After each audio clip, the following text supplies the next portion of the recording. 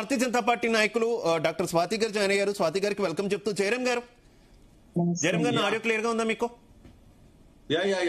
జయరాం గారు నమస్తే. ఏ రకంగా చూసుకోవాలి కాళేశ్వరం రాజకీయం? ఎడతెగని చర్చ జరుగుతుంది కానీ ఫలితం మాత్రం శూన్యం. అవినీతి అన్నారు, అవినీతి ఆరోపణలు అటు కేంద్రంలో అధికారంలో ఉన్నారు, రాష్ట్రంలో అధికారంలో ఉన్నారు, ఎవరు పూర్తి స్థాయిలో తేల్చలేనటువంటి పరిస్థితి. ఇక బ్యారేజ్ కి మరమ్మతుల అంశం కూడా ఇప్పటికీ కూడా ఏమీ పూర్తి కాలేదు. కానీ రాజకీయం మాత్రం విస్తృతంగా జరుగుతుంది. నీళ్లు పారట్లేదు కానీ రాజకీయం పారుతున్నటువంటి పరిస్థితి. ఇప్పుడు రక్తం వరకు కూడా పరిస్థితి వచ్చేసింది. ఏం చెప్తారు? మీకు ప్యానెల్లో ఉన్న మిత్రులకు, జీనియస్ ప్రేక్షకులకు నమస్కారాలు. శివ దీంట్లో ఏంటంటే రాజకీయ పార్టీలు, ప్రతిపక్ష పార్టీలు, రాజకీయ పార్టీలు, ప్రతిపక్ష పార్టీలు రాజకీయాలు చేస్తున్నారంటే దానికి ఒక మీనింగ్ ఉంటుంది.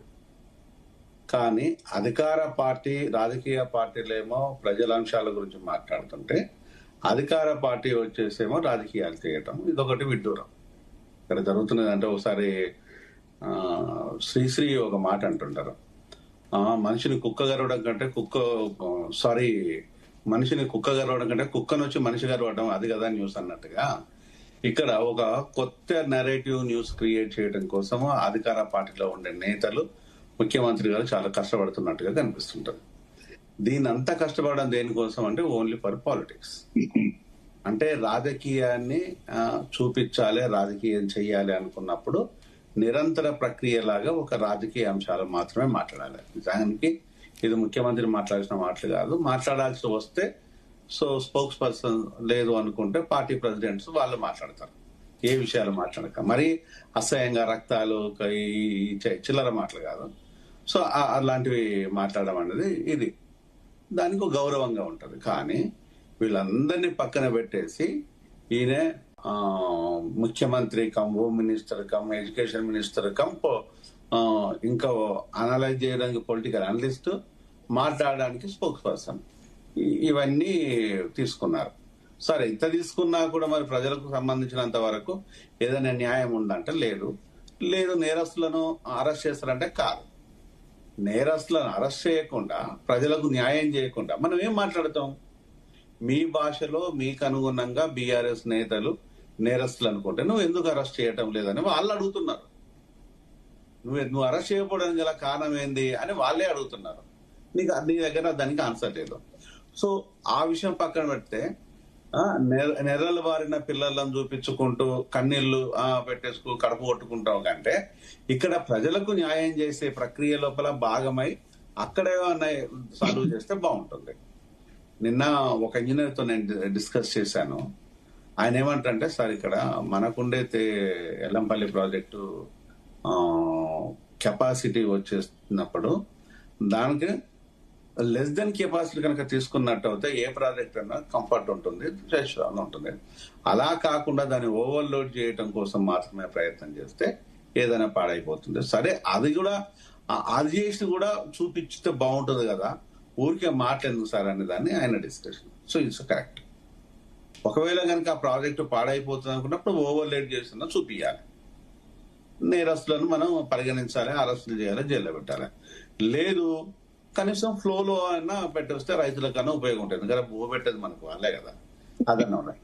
ఏది చేయకుండా ఒక భ్రమను, ఒక భయభ్రాంతులను క్రియేట్ చేసేసి నీళ్లు పోతే 44 గ్రామాలు కొట్టుకపోతాయి. అరే, కొట్టుకపోతాయి అనుకున్నప్పుడు, నీకు అంత పర్ఫెక్షన్ ఉన్నప్పుడు, డ్యామ్ సేఫ్టీ అథారిటీ నీకు ఉన్నప్పుడు దాన్ని దృష్టిలో పెట్టేసుకొని నువ్వు చట్టపరమైన నిర్ణయాలు ఎందుకు తీసుకోవటం లేదు?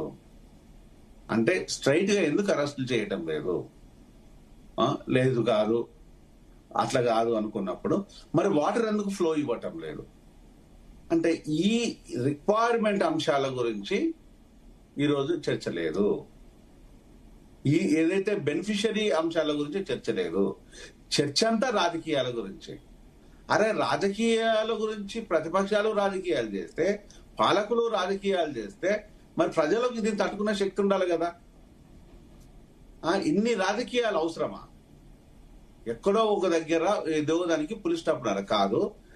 సిన్స్ లాస్ట్ 2.5 years నుంచి, అంటే రేపు డిసెంబర్ వస్తే 3 years, ఈ మోర్ దెన్ 2.5 years నుంచి మనం చూస్తున్నది ఏంటంటే ఓన్లీ పొలిటికల్ డ్రామాస్ మాత్రమే తెలంగాణ చూస్తున్నాం. ఇక్కడ ఇంకా వేరే విషయం ఏం లేదు, ఓన్లీ పొలిటికల్ డ్రామానే. ఈ డ్రామాని చూస్తున్నంత కాలం రేపుంటే ఎలక్షన్లకు పోయేటప్పుడు ఇదే డ్రామాని చెప్తారా? నష్టం కదా. My sincere advice to Congress people, మరి ఏమనుకుంటే తెలియదు, ఈ డ్రామాతోనే కాంగ్రెస్ 20 సంవత్సరాలు వెనక్కి వెళ్ళిపోతుంది. రేపు రానున్న తరము కాంగ్రెస్ లోకి రావాలనుకున్న వాళ్ళు ఇది మీరే పెద్ద ఆనకట్ట చేస్తున్న విషయం మర్చిపోకండి. రైట్. ప్రాజెక్ట్స్ దేవుడు ఎరుగు కానీ ఇప్పుడు నాలాంటి వాడు ఉన్నాడు. సో ఆమె ఒక మెడికల్ డాక్టర్. సో నాకంటూ ఒక పొలిటికల్ పార్టీ కావాలి, నేను జైన్ అవ్వాలి, నాకు ఎమ్మెల్యే కావాలి, నాకు అది నాకు దాన్ని బిల్డప్ చేసుకుంటే ఓ పొలిటికల్ పార్టీ కావాలి. అప్పుడు నేను కాంగ్రెస్ కు వెళ్ళాలనుకున్నప్పుడు ఎందుకు వెళ్తానండి? ఎందుకు వెళ్తాను? ఓకే జయరామ్ గారు, రైట్. బీజేపీ ఉంది నాకు. వన్ సెకండ్ శివ, బీజేపీ ఉంది, బీఆర్ఎస్ ఉంది, ఇంకా అనేక పార్టీలు అని చూసుకుంటా కదా. అంటే దీన్ని గొంతు చించుకొని సనాతని అనుకున్న జనసేన ఉంది. అంటే రేపు నువ్వు కాంగ్రెస్ ను బొందబెట్టడం కోసం ఈ డ్రామానా, లేకపోతే కాంగ్రెస్ ను బతికించడం కోసమా? దీనివల్ల కాంగ్రెస్ ఏం బతకరు. Really it was very difficult to survive to Congress future. ఏం మాట్లాడుతున్నాం మనం? అసలు మనం మాట్లాడే మాటకు కానీ చేసే పనులకు కానీ ఏ సంబంధం అయినా ఉందా? ఓకే జయరామ్ గారు, రైట్. స్వాతి గారు నా ఆడియో క్లియర్ గా ఉందా మీకు? వినిపిస్తుందండి. స్వాతి గారు, మీరు ఏం చెప్తారు జరుగుతున్నటువంటి కాళేశ్వరం రాజకీయానికి సంబంధించి? ఈ రాజకీయాల్లో కొంత మీరే వెనకబడిపోయారా?